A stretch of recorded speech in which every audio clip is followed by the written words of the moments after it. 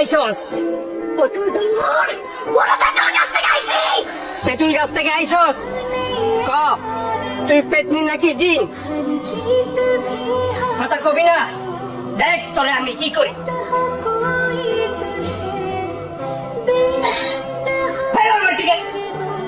আরে ভাই তোমার লাগে তো আমি তোর আমার লাগে দাঁড়া করতে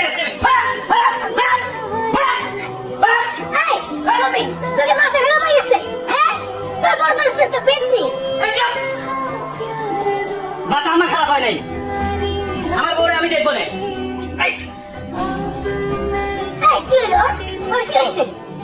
চলো তো ঘরে চলো তো।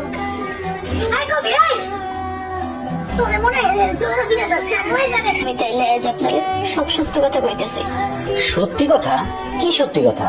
আমি কোনোদিনও ভাবিনি এত কিছু করার পরও কোনো পুরুষ তার ঘরে আমার স্থান দিবে, কিন্তু আপনি দিচ্ছেন। সেই প্রথম থেকে দেখছি আপনি আমার বিশ্বাস করছেন। আমি এত কিছু করানোর পরও তুমি এত কিছু করছো মানে? আমার জীবনের একটা ঘটনা আছে, 1 বছর আগের ঘটনা। আমি এক দোকানে গেছিলাম কাপড় কিনতে, সেইখানে একটা ড্রেস ঘর ছিল, সেখানে আমি কাপড় বদলাইতেছিলাম। কিন্তু তার কয়েকদিনের মাথায় এক লোক মোবাইলে আমার একটা ভিডিও দেখাইলো।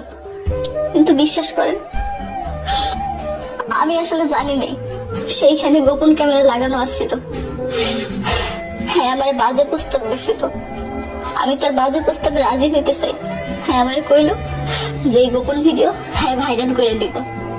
আমি সেই লজ্জার কথা কাউরে কইতে পাইনি। আমি অনেক চেষ্টা করছিলাম গলায় রশি দিয়ে মরে যেতে, কিন্তু পারিনি। তার কয়েকদিনের মাথায় শুনলাম সেই পোলা বিদেশ চলে গেছে। এরপর থেকে সেই পোলা আমার আর জ্বালাই নেই। কিন্তু কিন্তু কিন্তু কি? বিয়ের 2 দিন পর সেই পোলা দেশে ফিরে আসছে। সে আমার ফোনে থ্রেট দিল সে নাকি আমার বিয়ে করতেছে। কিন্তু আমি তারে কইলাম আমার তো বিয়ে হয়ে গেছে, আমি তারে বিয়ে করবো কেমনে?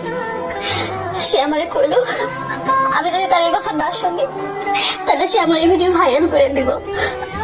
আমি কইছি যে আমার তো বিয়ে হয়ে গেছে, আমি আপনার বিয়ে করবো কেমনে?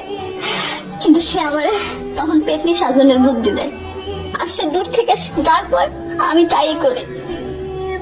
আমি পেতনি জানলে আপনি আমার তালাক দেবেন, আর তখন সে আমারে বিয়ে করবে। তার মানে তুমি এতদিন যা করছো সবই অভিনয়? হ, সব অভিনয়। আমি আসলে পেতনি না, আমি রক্তে মানুষে করা মানুষ। তুমি কি জানো মীরা, আমার চাচা পুলিশের বড় অফিসার।